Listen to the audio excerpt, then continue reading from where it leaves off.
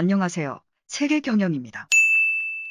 지난 2016년 개봉한 국산 좀비 영화 부산행은 그야말로 세계적인 돌풍을 일으켰던 바 있습니다. 115억 원의 규모 있는 제작비가 투입된 이 영화는 한국과 세계 시장에서 1,300억 원에 달하는 막대한 수익을 올리며 한국 영화 산업에 또 하나의 금자탑을 쌓았는데요.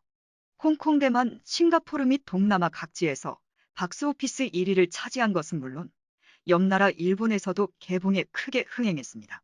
다만 일본에서는 신감년 파이널 익스프레스는 해괴망측한 제목으로 개봉했는데요.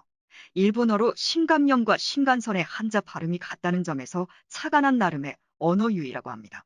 멀쩡한 영화 제목을 꼭 일본스럽게 손을 봐서 괴상하게 만들어 놓은 점은 이해하기 힘들지만 어쨌든 영화를 관람한 많은 일본인들은 한국 영화는 일본 영화의 레벨과 완전히 다른 영역에 이르렀다는 자조적인 반응을 보이고 있습니다.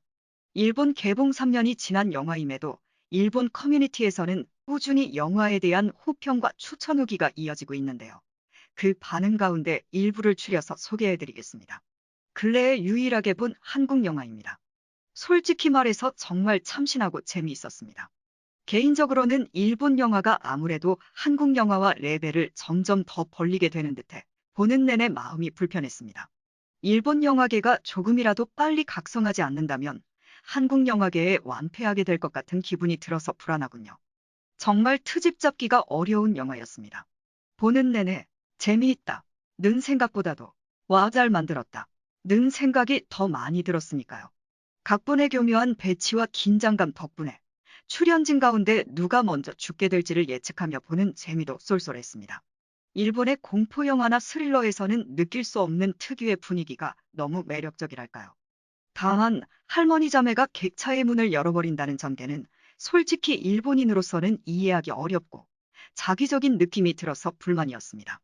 한국 영화라서 기분 나쁘지만 영화 자체는 좋았다. 특히 악역 역할을 맡아서 끝까지 주인공을 괴롭힌 중역 간부의 캐릭터와 연기가 아주 좋았어. 정말 한국인스러운 캐릭터랄까. 영화는 늘 현실을 반영하고 있으니까. 솔직히 불법으로 다운로드 받아서 봤습니다만 보고 나서 속죄하는 차원에서 영화관에 가서 다시 보고 왔습니다. 비극 영화치고는 아주 잘 만든 영화라고 생각해. 이게 비극 영화? 몇 개국에서 박스오피스 1위를 했는지는 알고 있어. 비극 영화라는 주장은 아무래도 무리예요. 그럼 일본 스릴러는 C급 영화가 되는 건가? 액션과 연출은 좋았다. 다만 후반부의 공유가 자신의 아이와의 시간을 회상하는 장면은 좀 지나쳤어. 저속한 감동을 유발하는 그야말로 팝음악의 뮤직비디오에서나 볼만한 연출이었다. 아, 역시 한국 영화였구나 하는 생각을 했다. 물론 영화 자체는 심심풀이로는 무리가 없는 수준.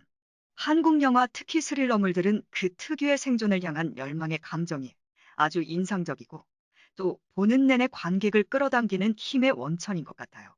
극중 인물들의 치열함이나 격렬한 전개는 일본의 영화에서는 정말 찾아볼 수 없는 분위기입니다. 아마 한국의 역사에서 비롯된 감성일까요? 훌륭한 영화입니다.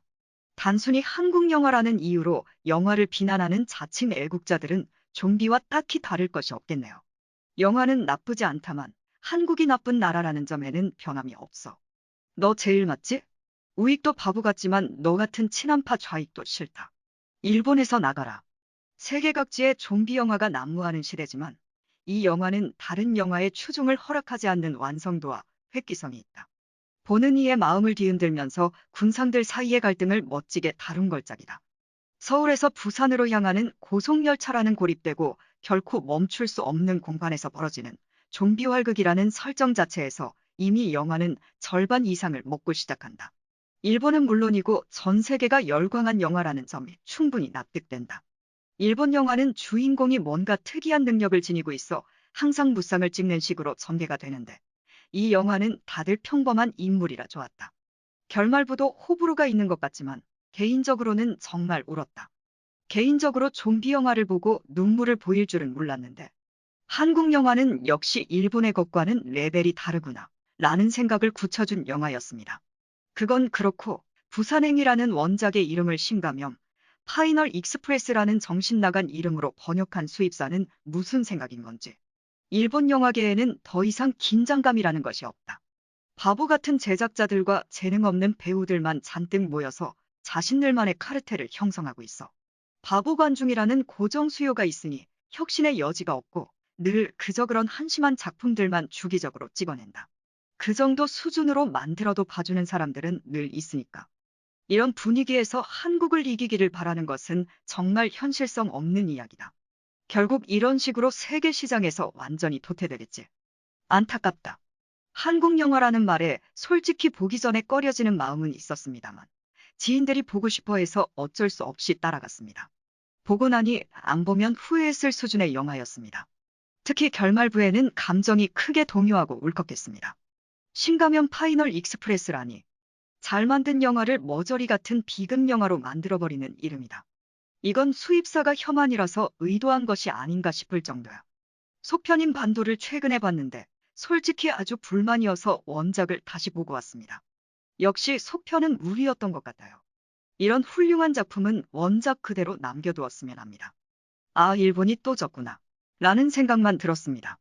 이런 상황에 아무래도 한국사는 따위의 생각만 가지고 있는 쇄국 애국자들이야말로 일본의 위험 요소가 아닐까 싶은 생각도 들었네요. 시청해주셔서 감사합니다. 세계경영이었습니다.